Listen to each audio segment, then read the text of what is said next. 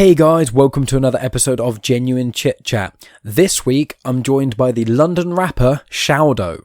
Now, any regular listeners and people who listen to the end of my podcast will know that I've been talking about this chat for a while, and I hadn't been releasing it because I was waiting for ShaoDow to drop his newest single, which is called Burnout, which I highly recommend everyone goes and checks out. There's a cool video of him riding a horse, which gets mentioned in this chat. It's a great song. It's on Spotify and all those normal places. And for clarity, it's ShaoDow. I mean, you should be able to see it because, you know, listening on Spotify or Podbean or Overcast or wherever you listen to this show. I want to push that forward because he's an absolutely incredible rapper. I think he's one of the most underrated artists in the UK, in brutal honesty. I saw him live and I saw him support Tech9, which is where I first heard of him. He was incredible, especially supporting act, being so good at riding up the crowd and things. His last few singles, KO Can, Dropkick Man, Like You, and also Burnout, as mentioned, are all fantastic. And I will quickly say, at one point in this chat, I do say I love his single, Like Us. It's meant to be Like You. He does correct me, but yeah, Like You is my favourite song of his, probably closely followed by KO Can and Don't Box Me, which features Krizz Kaliko of Strange music. So anyone who's a fan of Tech9, Krizz Kaliko, or even Hopsin, any member of the Strange family or more of the sort of alternative sort of rap artists who aren't very mainstream, you definitely want to check this guy out. But even if you're not into rap music, it's still really interesting to hear someone who's obviously an independent rapper who's in the game as I call it. That sounds so lame when I say that, but you know what I mean, sort of trying to hustle, he's independent, he's a full-time rapper, so it's his actual job. He's also a manga author, so he's got a manga out. I think volume 1 of Way of The Shao is out. We talk about that briefly in this chat as well. He's been on Charlie Sloth's Fire in the Booth, which when it was on BBC, I think it's on Apple Music now. And yeah, we talk about a great many things in this chat. Obviously, I've just kind of rambled on a little bit to begin here. And we also talk about sort of, as well as everything and his music and that sort of stuff, and his manga, we also talk about sort of him, the time when he was on the high street selling CDs, getting a name for himself and things, how he kind of started out, his collaboration with Krizz Kaliko, as I mentioned, sort of the instant gratification culture. We talk about Eminem. We talk about him traveling and going to China and learning Kung Fu, and sort of, he's a really, really interesting guy. I felt like I could have talked to him for hours and hours, but this is just part 1, and we just generally talk about rap and the sort of state of the music scene and industry at the moment, how he got to where he is and some of the collaborations and things. So that's what you're in for here. Now, before we get started with that chat, there'll be a quick promo for the Ignite the Flame audio podcast. It's a podcast I kind of helped come to fruition in a sense. It's a friend of mine called Wayne Telford. He's been a guest on the podcast several times. It's essentially an audio book, but mixed with an audio drama, some tips of the trade, some more backstory to the chapters and things, but they are from actual written books that he has written himself. So, be sure to go check that out. I'm going to talk a little bit more about it sort of at the end because of my, degree of involvement in it and things, but genuinely I've been listening to it recently and it's fantastic. So if you dig that promo, be sure to check out the link in the show notes. Anyway, guys, that's it from me. I'm rambling and things like that. So, the promo will play for Ignite the Flame audio, then the intro, and then my main chat with ShaoDow. After that, I'll be back at the end just to talk about what's coming up in part 2, a few other bits and pieces here and there, what you can expect if you subscribe to the channel, blah, blah, blah. And yeah, I'm going to stop yammering on. So, follow on the usual social media places. Sharing is always appreciated and spreading from word of mouth. And I hope you guys enjoy the chat, and I'll talk to you at the end. Dear listeners, welcome to Ignite the Flame Audio, a book series made up from our own creative works, broadcast with the hope of bringing people together one word at a time. Seasons ranging in genre from thriller to horror, romance to action, and much, much more. Each episode, a chapter is read and characters voiced by myself, along with extras like the origin of ideas and tips of the trade to aid those aspiring to follow the same authorial path. If you enjoy listening to more than just an audiobook, then this series is right up your alley. Find us on social media and the usual podcast places. Follow me, Wayne Telford, into the depths of your imagination.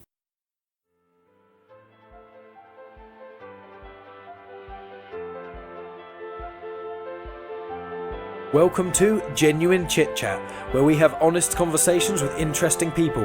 And I'm your host, Mike Burton. I'm joined today by ShaoDow. ShaoDow, you're a rapper who, I've seen you live when you supported Tech9 in Bristol several months ago, and I was blown away. I wanted to hit you up on social media, and you were gracious enough to respond, and here we are. So you've got your finger in many pies, and you're a very interesting individual. So I thought I'd just kind of let you introduce yourself, and then we'll kind of get started into almost your rap career and every other little route that comes off that. Sounds good to me. So yeah, I'm ShaoDow. I'm a professional rapper, manga author, occasional ninja. And yeah, I just do things I love and try to make a living from it. And it seems to have worked thus far. Yeah, it's incredible. And so going back to sort of very early on, I note that online it says that you have, well, on your website and things, it says that you have a degree in law. But obviously, most people who have degrees in law, to my knowledge at least, don't go into professional rap. So if you don't mind me asking, sort of, what made you transition from pursuing a career in law to then going and pursuing, I assume, your musical passion? Like, what sort of happened there, if you don't mind? Well, I actually never began a career in law. I graduated and was offered a place at the Oxford Institute of Legal Practice, but I had to really think very seriously about it. And I guess my concern was I didn't want to spend a load more money. I think it was about 10 grand or so at the time to go and study for a profession that I wasn't 100% on. And I knew I was 100% on music and on being a rapper. And it was kind of a turning point, I guess, a fork in the road as to whether I was going to go down the expected route or try something different. And I'm the sort of person who likes to do things differently. So I just took the plunge, made the leap of faith, and yeah, it's worked out thus far. Well, yeah, exactly. I mean, you're on Genuine Chit-Chat. It's the pinnacle of anyone's career. I mean, what else would... Exactly. Hit the peak now. No, obviously, I'm joking. But from doing the law degree and obviously graduating, were you at the time at university doing sort of shows or sort of thinking about doing rap or anything like that? Or was it sort of, once you finished, you then took the plunge? Or was it you kind of dabbling? No, I was already doing things. I'd already built a name for myself in Oxford. That's where I was studying. And I guess I got bitten by the bug. It was, I performed a lot, started getting a bit of recognition, got a bit of radio play, and I just didn't want it to end. So when it came to the end of my tenure at university, I just thought, you know what, I want to do this for the rest of my life. How am I gonna make this happen? How am I gonna make a living from this? I'm not signed or anything like that, and I don't really have any contacts or knowledge. So I'm just going to stumble my way along and work it out. And really, the first thing I did was take a backpack full of CDs out on the high street and start talking to people about my music and selling them. And the money I made from that was the initial seed money that I invested into my career. Wow, that's incredible. And how long have you been in the sort of the rap game, as it were? It's over 10 years, isn't it? Yeah, well, I've been making music in general, I think, for over 15 years, but doing it professionally as my job for, I think, between 8 to 10 years. I'm not entirely sure. I'd have to work it out, but it's somewhere between there. Okay, incredible. And obviously, aside from rap, do you have any other sort of musical interests? I know that a lot of your albums have sort of guitar, for example, is quite prominent in a lot of your things. And so I assume you quite like a lot of different genres. You seem to like quite a few different things. So what sort of music are you into then? I really like metal, for instance, Nice. Evanescence, Metallica, Disturbed, Skin Dread, quite a few. I've seen all of those live, except Disturbed, but I love all of them. Really? Yeah, Evanescence were really good, actually. Yeah, they're fantastic. They're one of my all-time favourite bands, funnily enough. And I saw them live in Plymouth years ago. You and me both. Yeah, nice. They're fantastic. I also love video game music. Can't get enough of that. So yeah, as well as a bit of jazz. I love grime, obviously, hip-hop. To be honest, anything that takes my fancy. My playlists tend to be quite varied. It's just whatever catches my ear, really. But predominantly hip-hop, grime, rock, those are the main genres, with some video game music thrown in. Nice. Yeah, well, I don't listen to as much video game music. There's the odd time, like, for example, I think it's the Fairy Fountain tune from Legend of Zelda. Like, there's a metal cover of that on YouTube, and that's been my ringtone for years. I think I probably ruined it for my friends, but I think a lot of the Zelda music is absolutely fantastic. And there's a lot of other, obviously, incredible music, like, I know Witcher, Dark Souls, Bloodborne, those sort of epic RPGs. Final Fantasy tends to have very good music as well. Yeah, definitely. And I like classical music too, and I especially enjoy video game music replayed with orchestras. I think yes, orchestras. Like one of the things that I like about your newest single, Like You, which is absolutely fantastic, by the way. I love it. I've been listening to it for weeks now, and it's been stuck in my head. Now my girlfriend's getting annoyed at me because I keep just humming the chorus of it. But I know the new single. I was gonna ask you about that actually. It's a great segue. What is, obviously you've got, I believe, 3 albums out at the moment. Yeah. And so your last album came out, I think it's 2016. And you've had 2 singles since then, KO Can and Like You, if that's correct. Yes, and Dropkick Man as well. Of course, yes, yeah. I heard that live, and I thought that was a great show when I saw you live, and you were doing that, and you got the whole crowd involved, which was so incredible for like a support act. It's quite rare to be able to get that kind of sort of crowd engagement. So I was very impressed with that as well when I saw you. So your new single, what when's it dropping? If you don't mind me asking, if you can tell. Aiming for August. I actually just got the single artwork back today. I've already filmed the music video, so I'm going through the edit process of that. I filmed on a horse, so. Oh wow, that is incredible. I think it's going to take a little while to get it where I want it to be, but yeah, I'm thinking August. The new single's called Burnout, and it's catchy. It's catchy. I came up with the chorus first, and I could not stop singing it to myself, so I knew that I was onto something with that. That's awesome. What album-wise have you got? Because, for example, I've got a couple other friends who are in music. Some are in metal bands, rock bands, different genres. But what some of my friends have been telling me is now, because of Spotify and things like that they're trying to release sort of like an EP a year rather than like an album every few years. Are you following that sort of suit, or what's the sort of idea for the next couple of years? I'm just doing whatever the hell I feel like, to be honest. Fantastic.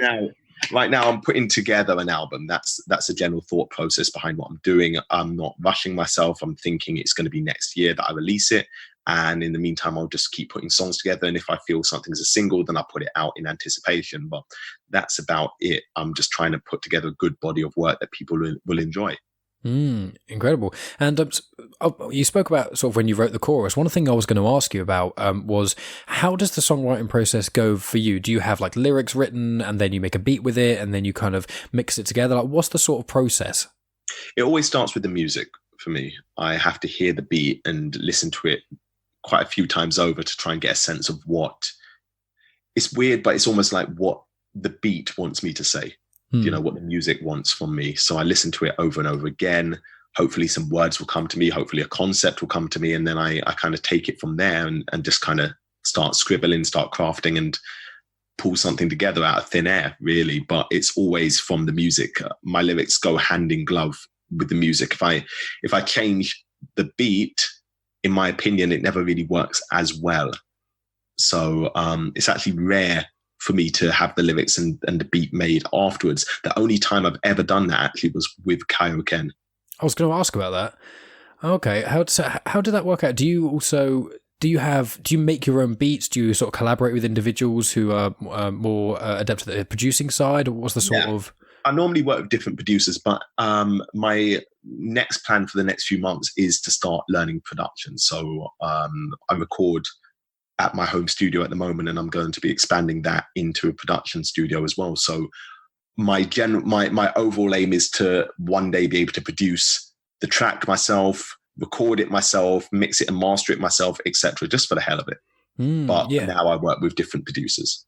I see. Well, when you have that freedom to do it, it will be like, I know Serge Stankian of System of a Down, he's got like a home studio. I know a lot of other people do. And one of the things he said he loved about it is like the middle of the night, he just wakes up and he's got a song in his head and he can just go down to the studio, literally just create it and then go back to bed essentially and just kind of leave it and then figure out what to do. So I also, you don't have to, if you haven't had any negative experiences, you don't have to say the names or anything, but have you had any negative experience of producers, like you've got a real specific thing that you want in your head and then they're kind of trying to push it in another direction, or have you had quite good collaborative efforts?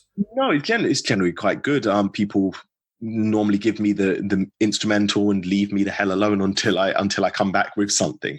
At most they might check in to say, oh, how's it going? And I will tell them badly. Because my creative process takes a while. I like to really sit and live with the track, walk around with it, listen to it in different places, different scenarios, and words and ideas and lines and things will come to me based on something that somebody said or based on something I've seen or heard or just an experience I've had. So there's tracks that have been written over multiple countries and in different stages of my life and things like that. And that's just kind of how I work. But it all, in my opinion, fits together seamlessly. And the amount of work that goes into it, I don't think a lot of people realize, because it's crafted in such a way. It comes across as effortless, but it's definitely effortful. Yeah, I can imagine. I mean, well, obviously I don't live in the same realm because I'm not musically talented and I can't sing and I can barely rap to say. So it's like I don't have that part of my life where I have to release music and things like that. But obviously with podcasting, it's not quite the same thing. But people think, oh, you chuck on a mic, you talk in it, and then you're done. It's like, no, there's even just putting intros and outros together, writing up show notes, hashtags for the posting on social media that I despise, and all these sorts of other things. It's just like trying to push yourself out there. I mean, as an independent artist, I mean, you must have. You must know how difficult it is trying to sort of get your things out. I mean, obviously when you said that you got some CDs in your rucksack and just started selling them. I mean, did you do that for quite a long period of time, or do you still do that? Or I did it for about 3 to 4 years, I feel. It was a long time, and the primary purpose was to build my fan base and also make a living directly from my music. It got to the stage where I realized it wasn't something that was sustainable, and it wasn't something that it was something that I needed to leave behind for the sake of my career. By not being sustainable, I mean that when I started, it was just around the time people were listening to music on YouTube and things like that. So people were buying CDs still, but as I progressed, YouTube became more popular, then iTunes came about, and then Spotify really kind of killed off CDs. So around the time I stopped, a lot of people were saying, oh, I'll just find you on Spotify, I'll just listen to you on YouTube, etc., which is fair enough if you want to do that, but it doesn't help if I want to sell you a CD. And then by the time, I think it was just after I'd done my Fire in the Booth, I had already kind of cut down the amount that I was selling CDs out on high streets. But I remember very specifically going to Reading one day and approaching 2 guys and speaking to them about my music, explaining I'd done my Fire in the Booth, etc. And they looked at me and said, oh, so why are you out here talking to us? And I thought about it, and I thought to myself, well, why am I? The perception is a very important thing. And I'd put in my work already and paid my dues in terms of selling CDs. I'd sold in the rain and the snow, the freezing cold, been to pretty much every major city in the country, and built my fan base that way. And it was time to move on from that. So yeah, I haven't done the high street selling for a very, very long time, but salesmanship is in my blood. I can sell. If I love it, I can sell it. Well, that's a good segue on to sort of a lot of the merchandising and things that you've got, because on your website, obviously you've got, I noticed that a lot of your stuff is really cool and different. And one thing that my brother actually said when he was trying to design t-shirts for his band and things, he said, you kind of have to make something that not only fans of yours will buy, but also even if someone isn't necessarily a fan of yours, they'll still think that looks cool and want to buy it. Yeah. And I think you've hit that on the head. I mean, I think one of your hoodies, the splatter color one, is absolutely fantastic. Yeah. And then you've got a reflective one and a glow in the dark sort of t-shirt as well. So a glow in the dark t-shirt. And I was just looking on them and I was like, all of these are just really interesting, different ideas. And I would buy, like, the look of them are all just fantastic. And it's not only you've got obviously all the caps and the beanies and the t-shirts and the hoodies and things, but you doing something that I'm not sure any other rapper's doing. I might be wrong, but you actually have a manga out, don't you? Yeah, that's correct. Yeah. What sort of started that off? Obviously you're a fan of Dragon Ball Z and a lot of those things people know from your lyrics and things, but what made you take the plunge into creating your own manga? It must have taken a lot of work. It did, and it cost a lot of money, but it's something I wanted to do. And if I really want to do it, I'm going to do it. And yeah, I just wanted, I have a story. I have a story that I want to tell. And manga to me seems like the best medium in order to tell it. So yeah, I just did a lot of research into how to put together a manga, learned the processes, found an illustrator and worked with him in order to make the book. And it took a very long time. I think that was 2.5 to 3 years in the making. Oh, wow. Physical book. Now I can do it quicker. I haven't actually started book 2 yet, but I do plan to. And yeah, I'm really, really proud of it, just for the simple fact that this was something I'd always wanted. Exactly. And one of the things that immediately, only after speaking with you for such a short period of time, I can see that you're a man who's really driven, and you've just got that thing about you where it's not, you've got the right work ethic, where it's not necessarily telling people, if you work hard purely, everything will pay off and you're going to be fine perfectly. It's more just, no, I need to do this, and I've got this push and this drive, and I'm going to achieve it. If it's going to take, this amount of time or that amount of time, I'm going to get that done. And have you always had that sort of mentality? Is that always kind of been the way you are? As far back as I can remember, yes. It's taken a while to hone it and to get to a point where I understand it and can use it for my benefit. But yeah, I think since around the time I went to China, it was always like that. I just always knew that I needed to do things with my life. I wanted to achieve things. I wanted to be different. I wanted to see as much as possible and do as much as possible. And the only way I was going to do that is off my own volition. There was no point in relying on anybody else or expecting somebody else to do it for me. No, exactly. And you bring up China as well, and I want to ask you about that, so that's a great segue too, is when did you actually go to China, and what sort of brought on the travel? I know you've been around the world quite a lot, and I'd like to ask about that too, but specifically your trip to China, sort of what made you want to go to that, and what did you do while you were there? Literally, I watched too many Kung Fu films. That's the honest answer. That's brilliant. In college, I would go to Croydon in South London a lot with my friends and just buy Kung Fu films from CEX and watch them. Drunken Master, Iron Monkey, Snake and the Eagle Shadow, Fist of Legend, loads of Jackie Chan films. There were some really good ones as well. City Hunter. I love that one. And so I just watched all these films, and I was training in Kung Fu at the time, and I just thought, why not go to the home of the art that I'm trying to study and learn it directly from the people who invented it? So I did, really. And that was about it. I at the time, I thought I wanted to be a professional martial artist around my college times, but I realized very quickly that I don't like to hurt people. And I don't particularly like to fight unless I need to fight. So I found it very difficult in terms of sparring to go all out, because I like it, because 2 seconds later we're friends, and I don't want to hurt you, Well, that's interesting. And with some of the other travels, like I assume you've been to Japan, considering you like so much of the sort of the culture there as well. Yes, I've been to Japan. I had a performance out there. So that was my first time going out there, but it certainly wouldn't be my last time going. So where have you toured sort of with your music specifically? Obviously around England quite a lot, but where else have you been?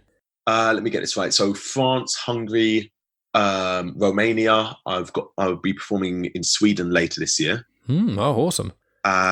Brazil, Japan, Thailand, Cambodia.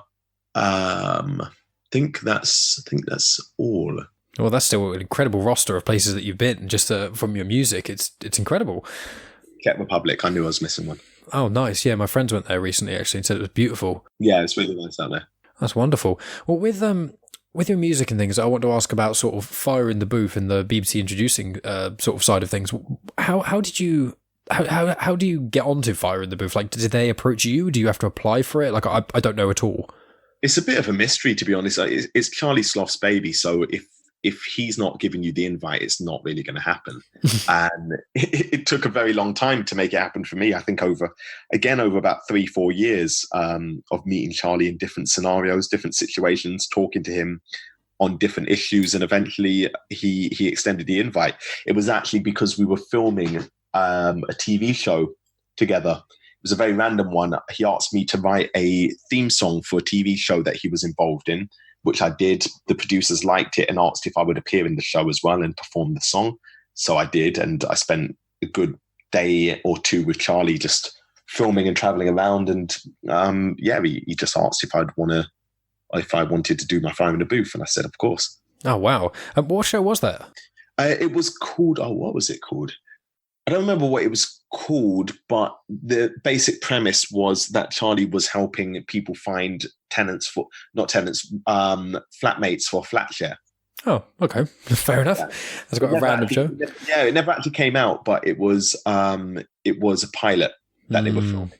I see. Yeah, listening to a lot of the podcasts with like Joe Rogan and things like that in America, you hear them always talking about sort of the amount of pilots that actually get made that never see the light of day is insane.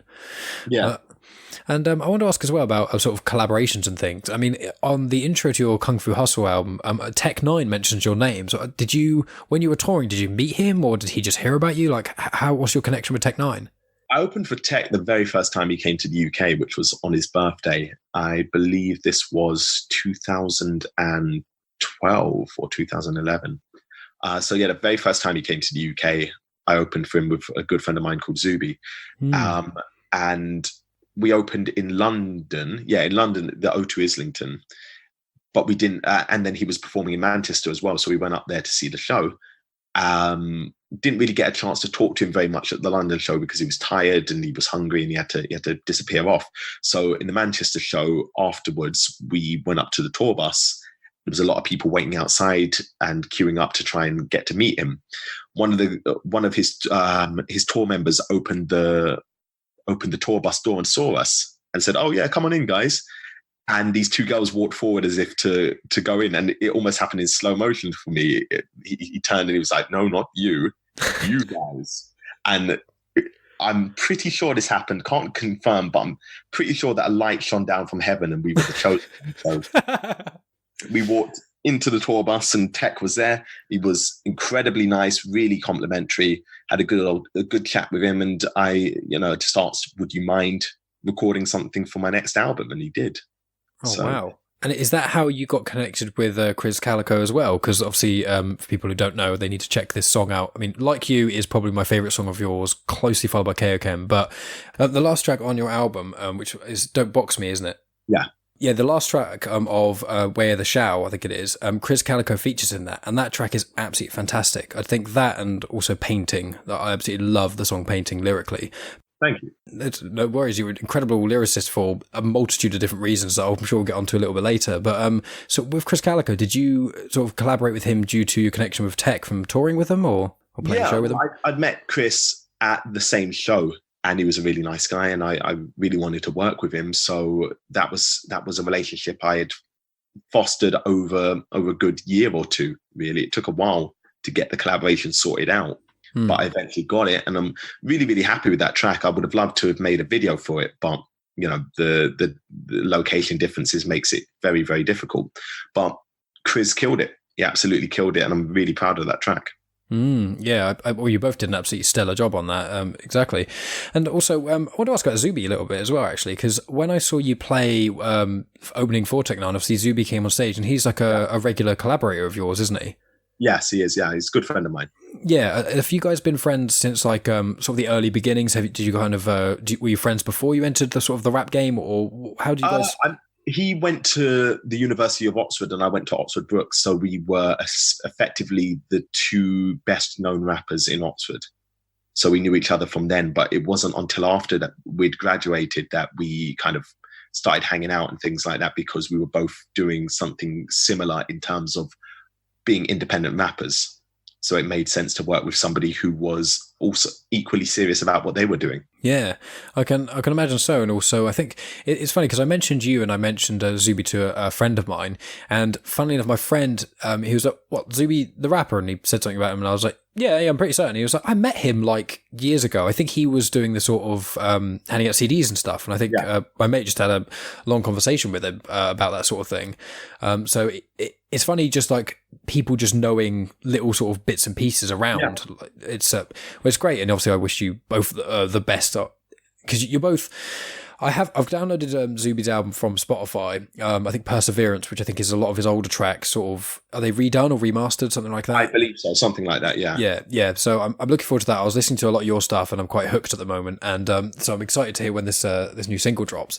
But I also want to ask about, with your opinion on Spotify, because obviously we mentioned about the CDs and things, and I was thinking it the other day, because when we came and saw Tech9 and yourself, there's a couple of guys who handed out CDs in the crowd. I bought one and it was fantastic, but my car stereo is rubbish. And then I bought a new laptop a few months ago because my old one broke. And this laptop I'm using now doesn't even have a CD player in it, and I didn't even realise at all. Exactly. So it's like the transition, and I'm one of the people who's got loads of CDs as well, and they're now essentially worthless. Do you feel like Spotify is doing more harm for musicians or doing more to help them in a sense?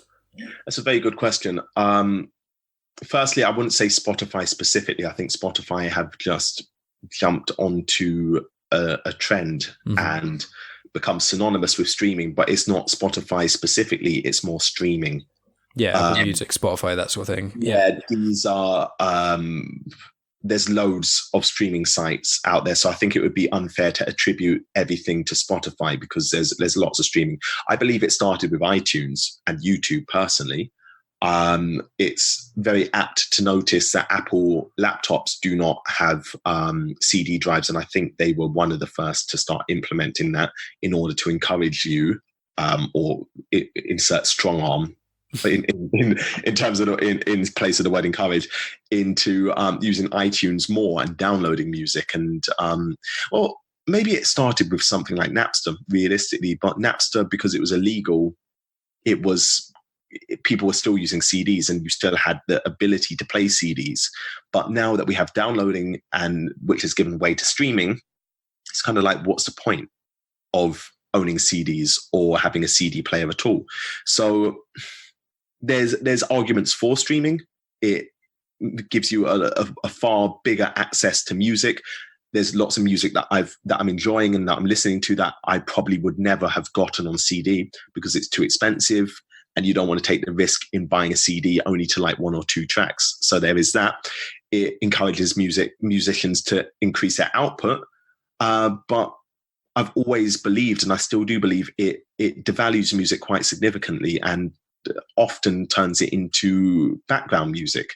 You know, there's a massive emphasis on getting your music in playlists and getting on popular, I don't remember what the Spotify ones are called, but you know, all the very popular playlists, and you can, and looking at streaming numbers and things like that, and analytics and data. But realistically, you can be on a popular playlist and have millions of streams, and it could just mean that people have listened to your music on that playlist and not really paid attention about who the artist actually is. And for me, that's a problem. You know, if you're going to listen to my music, I want you to listen. I want you to listen to the lyrics. I want you to pay attention to the metaphors and to what I'm actually saying and how I'm saying it. And I want you to care about the artist as well. And I think streaming takes away a lot of that. It sometimes allows people to discover new artists and discover new music, but it's a bit of a double-edged sword, really. Yeah, I mean, you made a lot of very good points there. I mean, you know, I was always thinking back when, you know, when CDs were sort of on the cusp of going and a lot of people were downloading online, and obviously when YouTube started becoming a thing, I was in two minds because there are certain bands who, because I got into them from, let's say I only listened to things on YouTube and never used anything like Pirate Bay. And if I ever did do that and I'd find a band, if I ever downloaded their music or found them on YouTube or anything, I'd always make an effort specifically to go to their shows, buy their merch, things like that, to try and be like, okay, well, I didn't buy the album because I wasn't too sure on it. As you say, you know, albums, even on iTunes, were £8 for like buying physical CDs on Amazon or in HMV or wherever. They were still £10 usually, sometimes 15. And it's like, I've got probably about 10% of my CDs are just crap, just because you think, oh yeah, I heard the single, this is amazing, and then it's like, exactly. And I agree with you as well with the sort of the putting into a playlist and people finding out the band, because I said my friend's in a metal band or hardcore band really, and he was touring with another band, and they had one song that went into one of those playlists. It has had like some 10 or 100,000 listens, but then all of their other music is like under 2,000, like all of them. And it is that thing of like, what some of my friends do, which does bother me a little bit, is they're like, oh yeah, I love that song. I go, oh yeah, just listen to the album. And I'm like, oh no. And it's like, why? I don't understand. Like, you like this bit, why do you not listen to all of it? Surely there's just more music that you're going to enjoy.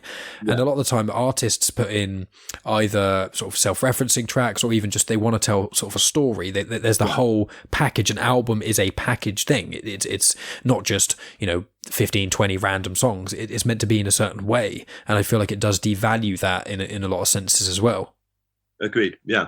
And what you can often find is that artists with loads of streams can't even get can't even fill a room for a show.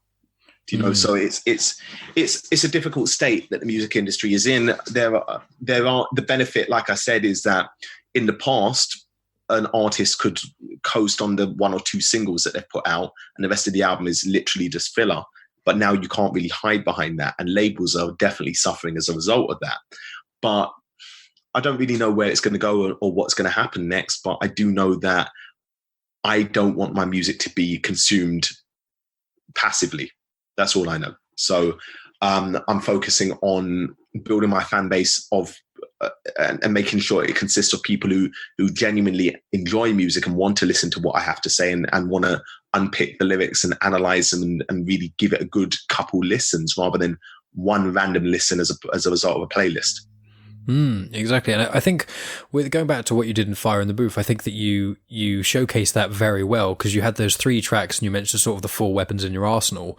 And it's that, you had, without spoiling everything, obviously you had like the song that was mainly Dragon Ball Z, and it was like the lyrics were all essentially Dragon Ball Z references, but you showed that sort of the flow and the delivery and all those sorts of things made it work so well. And then you had your other tracks which had sort of more or less sort of referencing lyrics, things that aren't just about like Dragon Ball Z, like you had more deep things. And it's very good to see that. I implore anyone who hasn't listened to your music, who maybe listened to this show, to just, if you're unsure, I mean, check out Like Us, because that tune is amazing, but like if check out Fire in the Booth, it shows like it's a showcase of your talents, and it does show the way you did it. I imagine it must have taken you quite a long time to actually with Fire in the Booth, I'm saying about loads of half sentences, so my listeners are used to this, but you're probably not, so sorry.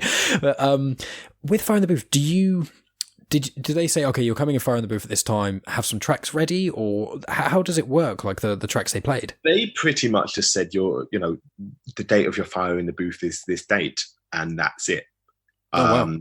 I think what I did for my Fire in the Booth was largely dictated by what everybody else did, which was 3 to 4 tracks showcasing their ability. But I wanted to tell a narrative with mine, and I wanted to really show the difference in my ability and my artistic personality with it. But yeah, they didn't specifically say, we want you to do it like this, or we want you to pick these tracks. It was pretty much left open. It's an opportunity, and you either make use of it or you don't, I think. And I think they did showcase not only you as a person, which obviously is what you're saying that you want to be. You want people to sort of know you and then come to your shows, as well as, actually absorbing and liking you as an artist, not just liking sort of this one-off random track. And I think your live shows really show that as well, because you talk to the crowd, which is obviously... There's a lot of bands I like Rammstein are a good example. I think I've seen Rammstein twice, and they've never said more than 2 words to the crowd, but they have this gigantic, huge, massive performance and things. And I think you have to have some degree of one and the other when you have live shows. And obviously different genres have different things. And with your show, I think you had the good amount of just...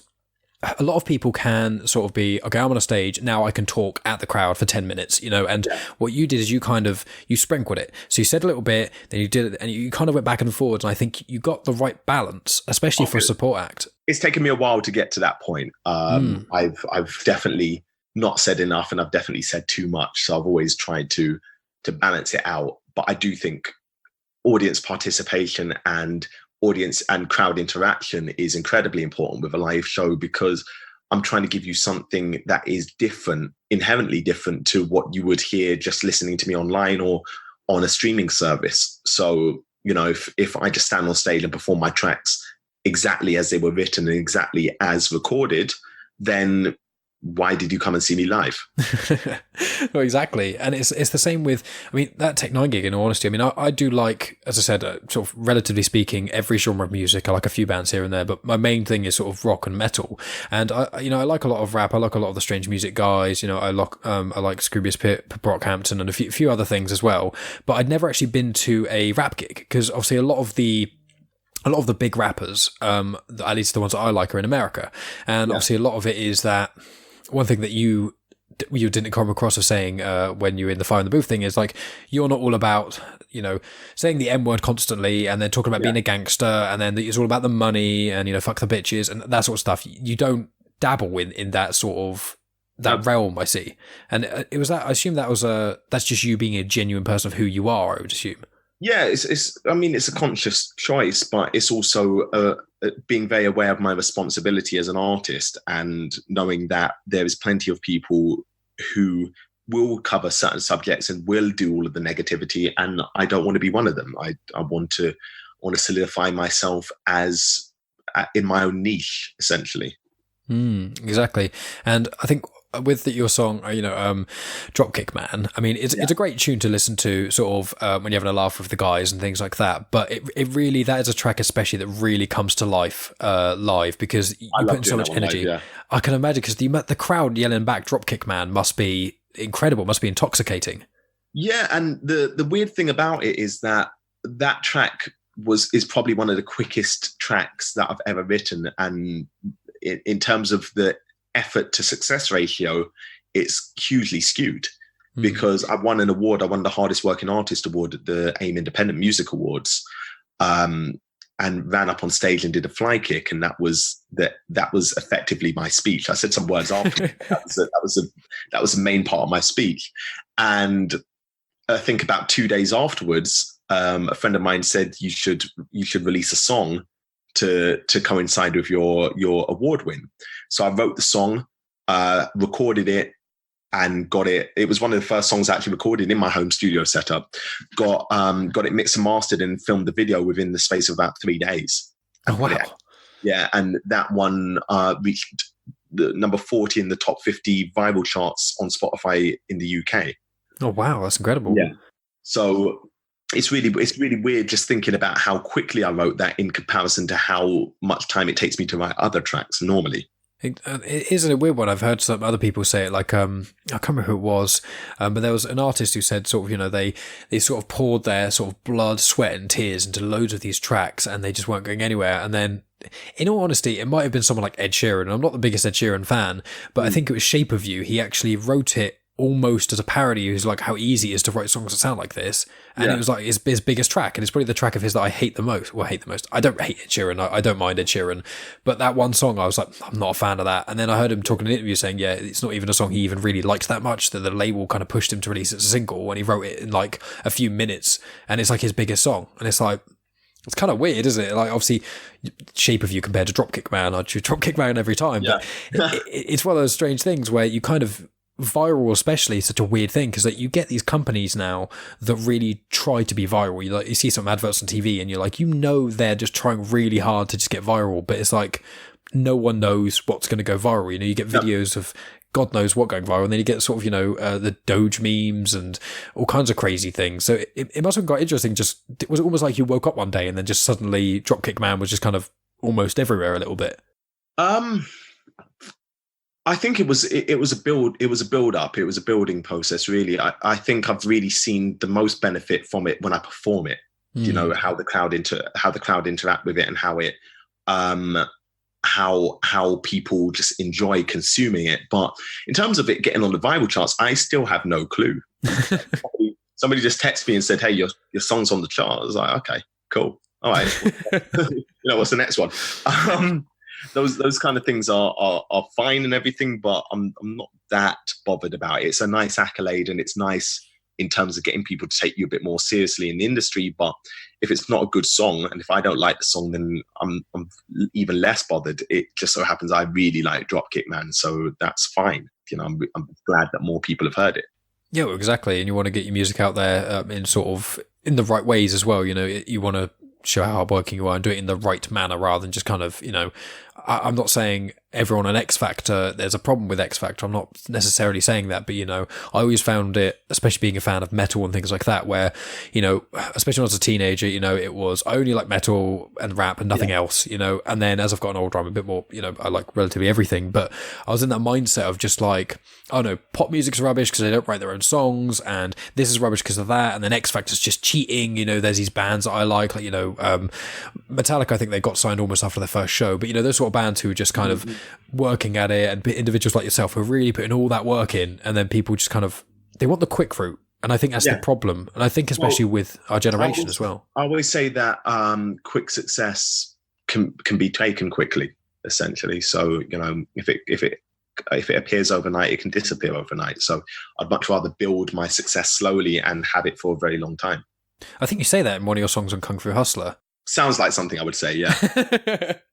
That wasn't pre-planned then.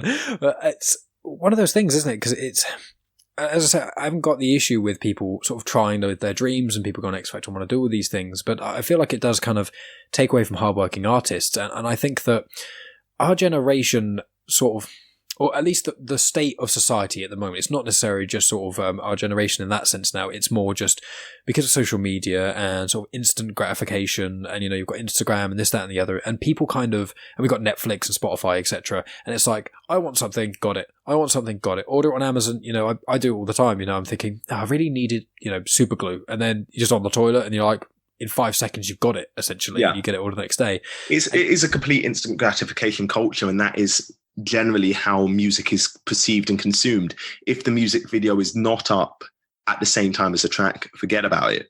If you can't listen to the track the minute you start talking about the track and really pushing it and promoting it, if the track is not available to listen to alongside the music video, people will forget about it.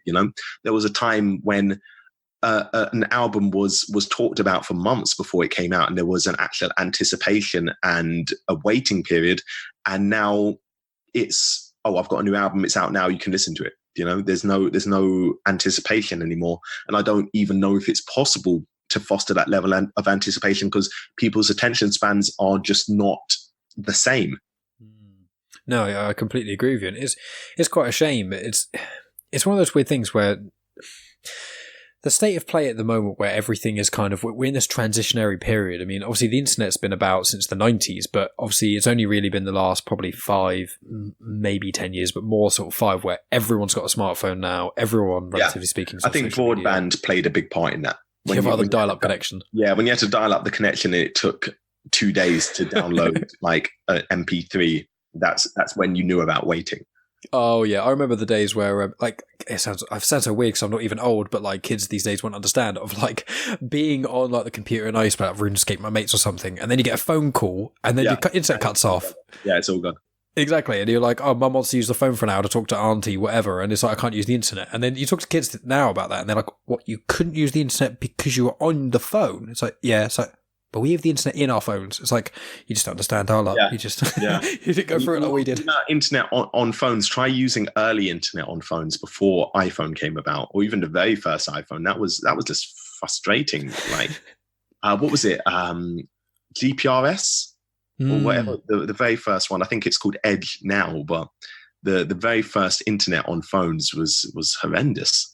I had a Nokia, and I remember you have to move the mouse cursor with these tiny little buttons. I mean, phones that you have buttons, do they? Yeah. But you'd move with this mouse cursor, and it's like dragging really slow across the screen. It costs you about 50 quid to go on like one website. Yeah. Oh man, I want to ask also about the hardworking musician awards, or hardest working artist award. How did that? What was that for? Was that for like an album specifically, or obviously it's you're being a hardworking artist, but was there something that sort of landed you on the radar of the awards, or how did that come about? No, I don't know. I think it was kind of like a lifetime award sort of thing, a recognition of what I've done up to this point and how I've done it.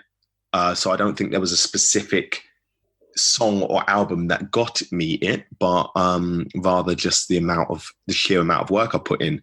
And it's pretty undeniable at this point. I was doing, when I was running my pop-up shop in shopping centers, I was doing something like 12-hour days, and I think I did a 31-day stint over the Christmas period. So, and that was starting at 9 a.m. and finishing at 10 p.m. a lot of the time. So if you want to talk about hard work, I've got it for you. So really, I did feel, when I heard that there was an award for the hardest working artist, I did feel it was mine by birthright and I should win this.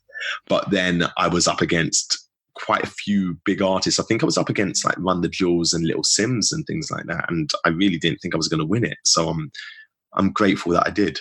And that's great. Run the Jewels are another artist that I think are absolutely fantastic, and they got another album coming out this year actually, and apparently it's going to be more grime-ish. Apparently, that's what I've heard.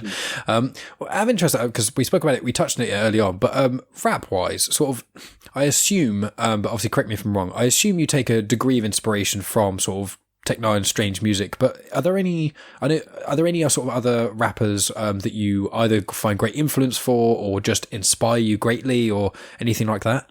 Do you know, funnily enough, when I first started rapping, I hadn't even heard of Tech Nine. So my style was not, my initial style wasn't really influenced by him. I think my desire for success and the way that I conduct my business has been quite significantly influenced by him. But actually, I started off listening to Ludacris The Word of Mouth album was the reason I wanted to start rapping in the first place. And that kind of intricate and fast style of rap is probably my favorite thing to do. But then I've developed it, and I'd like to think I have different styles dependent on what sort of music I'm working on. Yeah, I mean, you have incredibly interesting flow, because I find a lot of the time with certain rappers, like what is it? Obviously, I listen to quite a bit of Tech Nine, and he has so many collaborations with so many different artists. I know that yourself, on your albums, you have quite a bit of collaboration as well. There's so many rappers where you hear, and I'm not saying all slow rappers are bad in any way, shape or form. I'm not saying that at all, because I think Murs is a slow rapper and he's great. But I find that I'm more impressed with rappers who can rap faster than slower rappers. Yeah. But you do have those certain rappers who I think Recognize is one of them, that when he's featured in other tracks, it sounds quite cool. But just listening to like a whole album of them speaking so fast, you can't hear anything. But I think you have that nice mix of, just listening to Way of The Shao from start to finish. You hear there's certain tracks are a bit more chill, there's certain tracks a bit faster, but you incorporate it a lot where certain bits are faster within the song. It's not just, you're not Titan casting yourself with that, with your own flow. Yeah. I like to challenge myself. I always like to have every single song has a different flow, and I'm constantly changing it up. Jay-Z does it. I believe he changes flow every 4 bars or every 8 bars, something like that. And I do very similar. I just move with the track. I like tracks with progression that have different instrumental ideas going on and different things coming in at different points, because then it allows me to change with the track as well.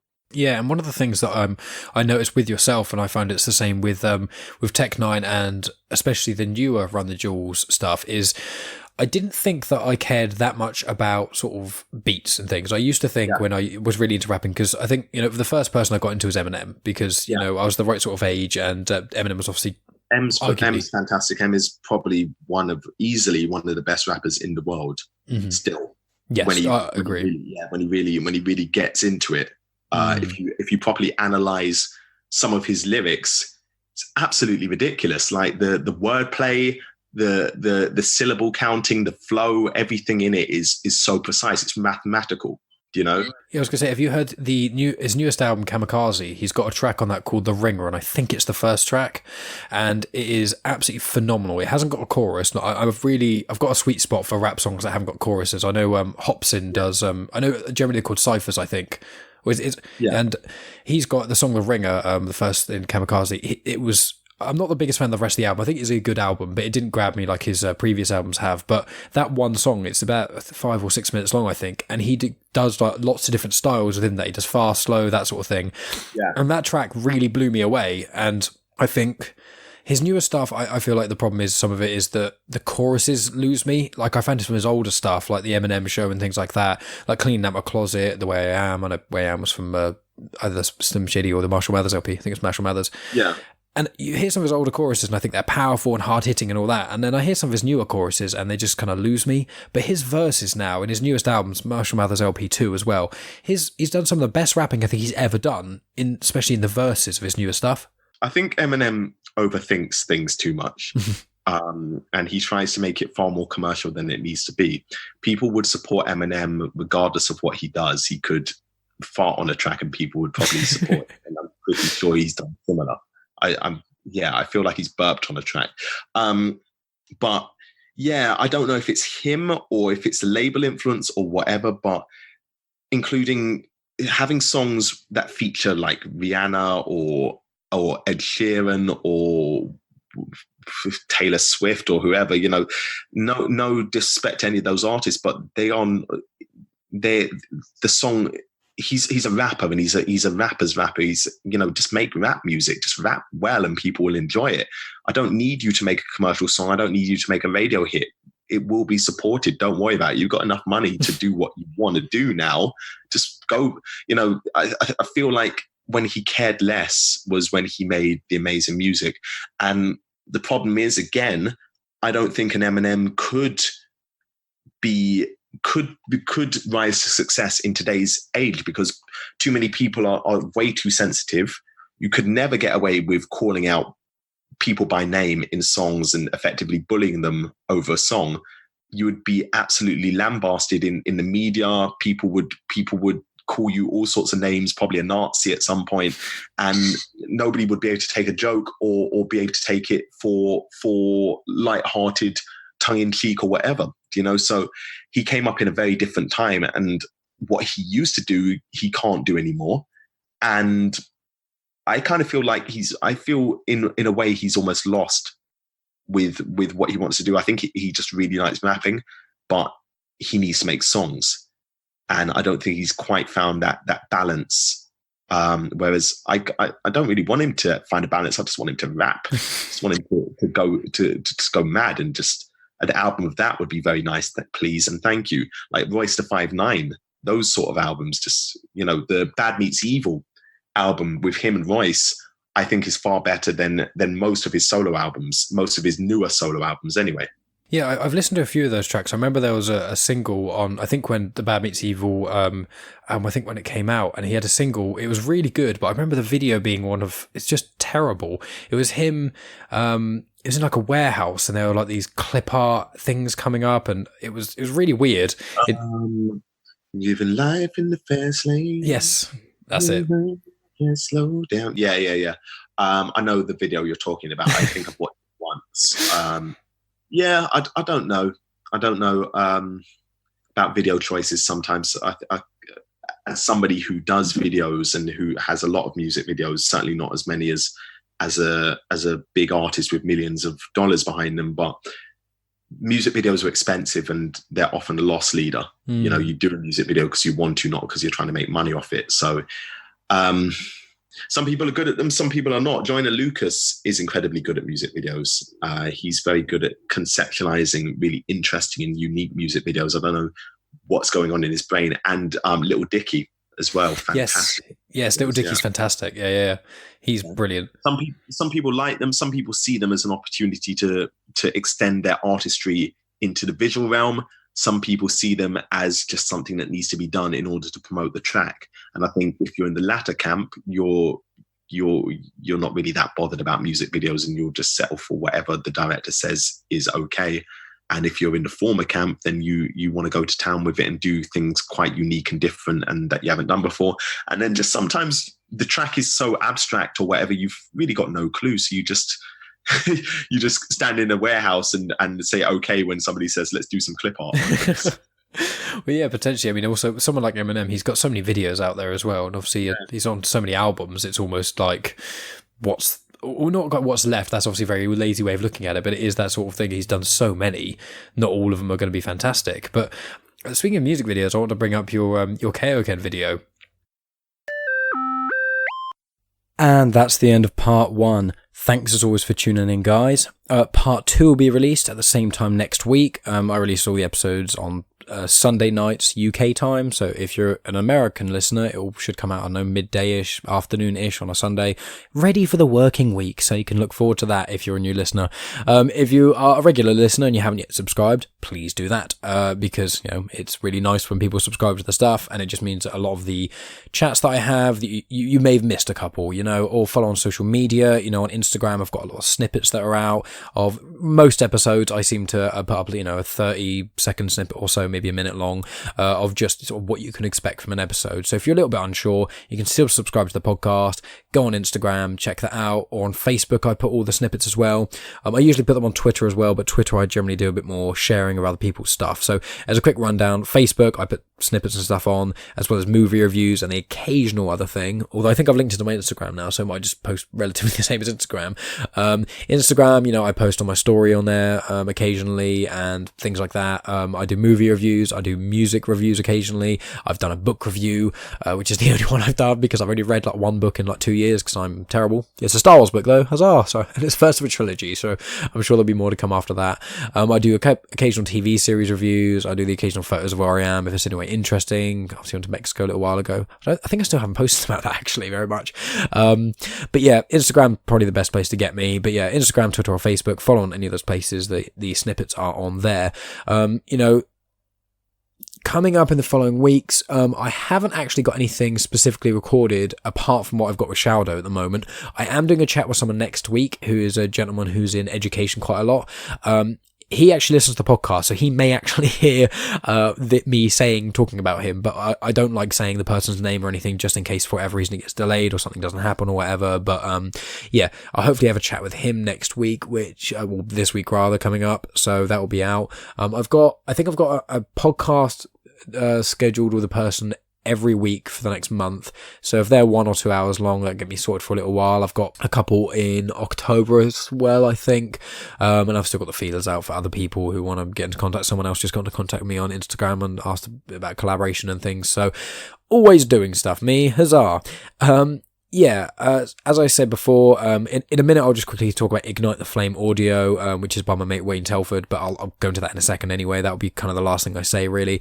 But before that, I will just say, anyone who's listened this far, I do really appreciate it. But if anyone could, if everyone listening here told 2 people about Genuine Chit-Chat, or just shared it on social media with a caption mentioning what you like about it, or if you found an episode that you think someone else will like, if you do share it, that will really, mean a lot to me. I don't pay for promotion, as in advertising. I don't pay any guests to come on it. I certainly don't pay to go on anyone else's show.